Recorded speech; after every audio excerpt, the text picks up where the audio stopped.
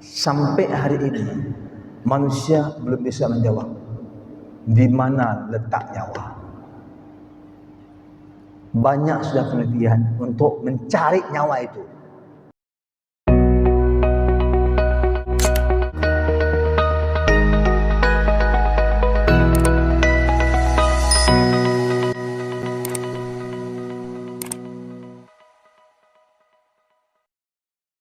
Halo pemirsa kajian Serambi yang dirahmati Allah. Semoga kita selalu dalam anugerah dan lindungan Allah Subhanahu wa taala. Dunia barat sampai hari ini masih bingung, masih kebingungan bagaimana caranya mereka bisa membuat manusia yang mirip dengan ciptaan Allah Subhanahu wa taala. Mereka bahkan sudah sukses menciptakan manusia, tekstur kulitnya semuanya sama. Tapi mereka bingung bagaimana cara menghidupkannya, bagaimana memasukkan ruh ke dalamnya. Mereka bingung bagaimana ruh itu ada, bagaimana bentuknya, bagaimana wujudnya.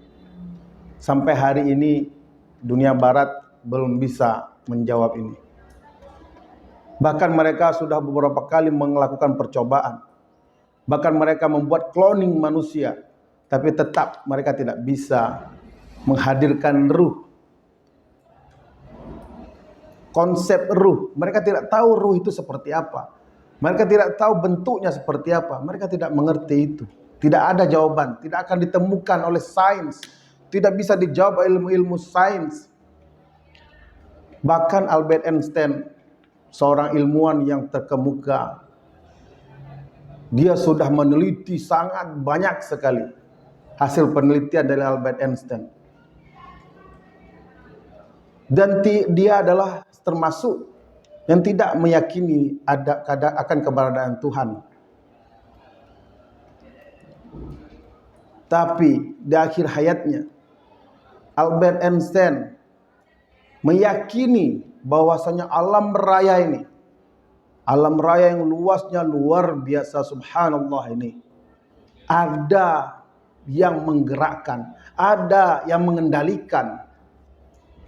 Bahkan mereka sebut itu dengan God particle, partikel Tuhan.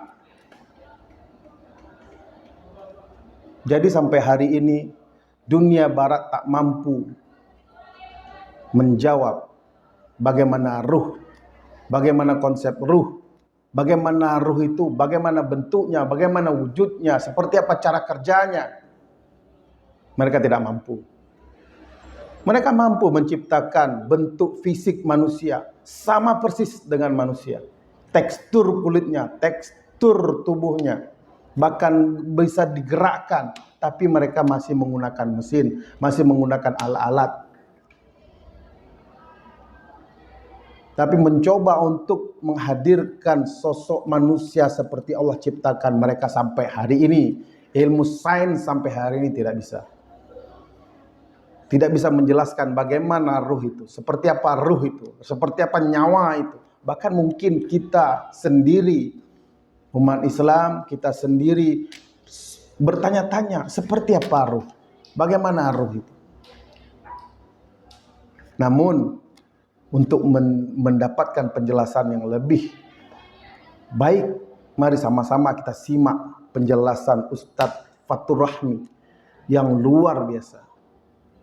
Mari kita simak. Sampai hari ini manusia belum bisa menjawab di mana letak nyawa. Banyak sudah penelitian untuk mencari nyawa itu. Karena ada orang mati tanpa sebab, tak mati dia. Itu belum bisa sains menjelaskan dengan logik.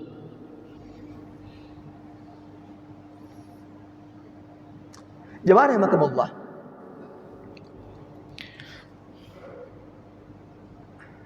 Allah katakan dalam surat Qaf, kata Allah, nahnu aqrab min hablil warid.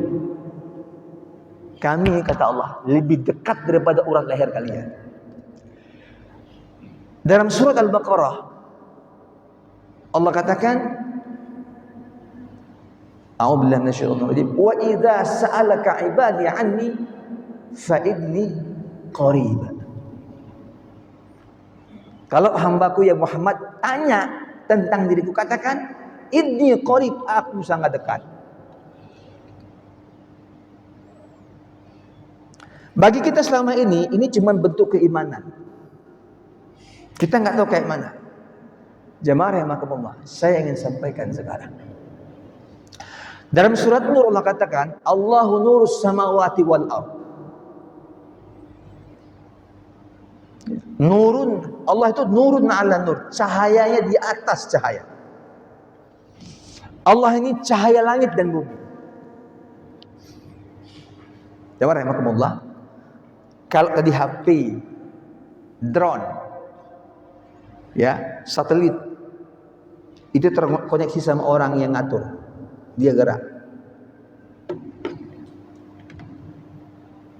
Kita ini sebagai makhluk tercanggih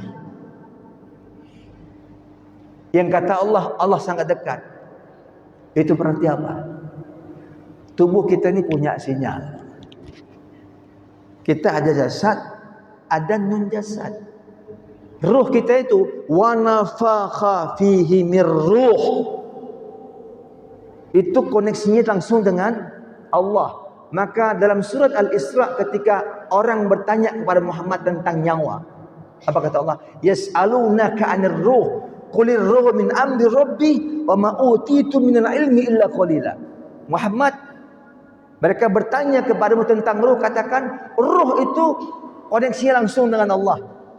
Urusannya dengan Allah. Wa ma utitu minal ilmi illa qalila. Kalian tidak dikasih ilmu melainkan sedikit. Itu berarti Bapak Ibu sekalian, selama nyawa ini ada dalam jasad ini, setiap hari terkoneksi dengan Allah. Kita gerak, kita kemana aja terkoneksi sama Allah.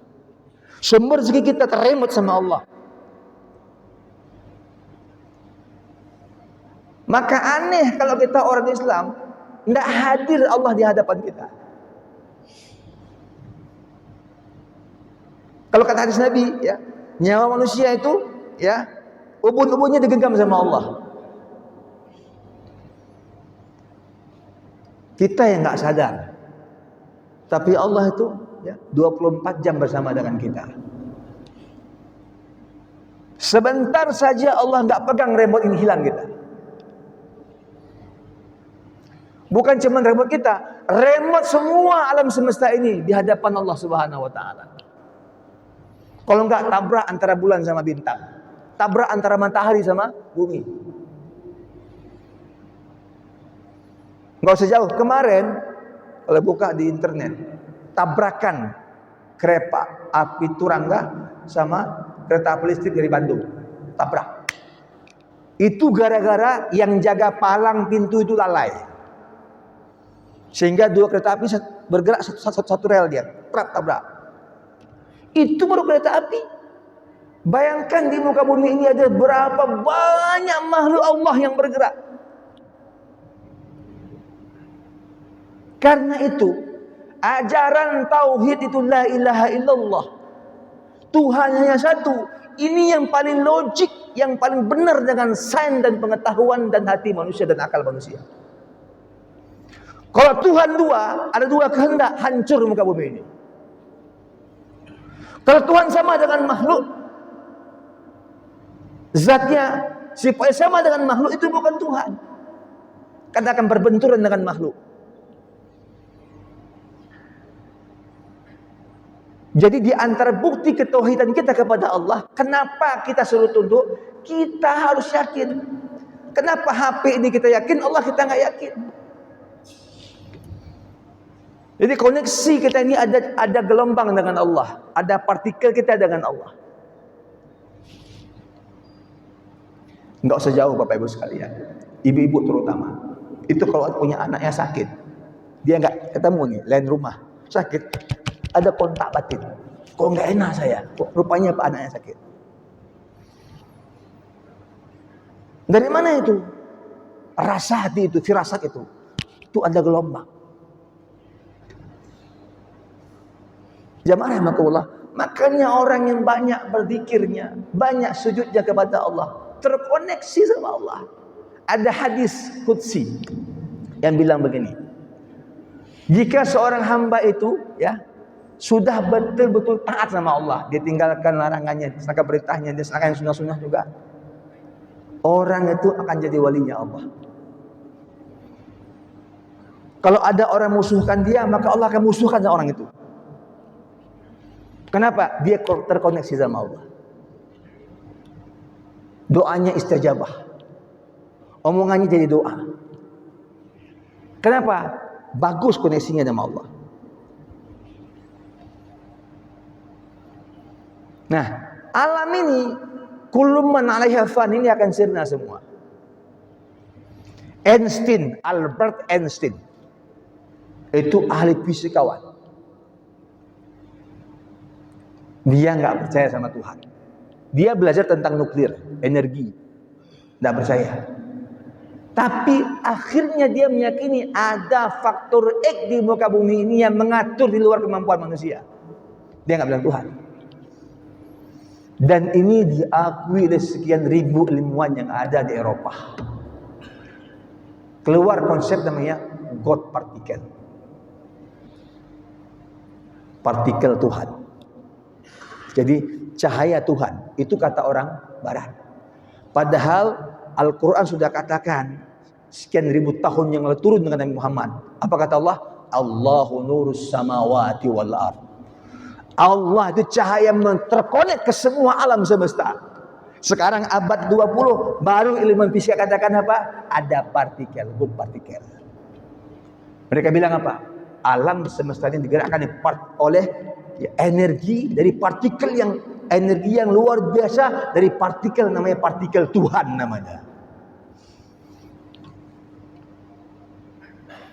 Itu yang terkonek dengan hati kita, dengan nyawa kita, dengan alam ini, dengan laut, dengan bumi, dengan matahari.